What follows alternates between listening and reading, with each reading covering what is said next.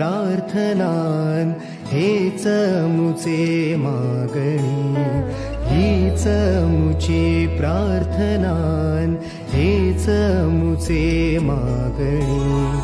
माणसाने माणसाशी माणसा सम वागणे,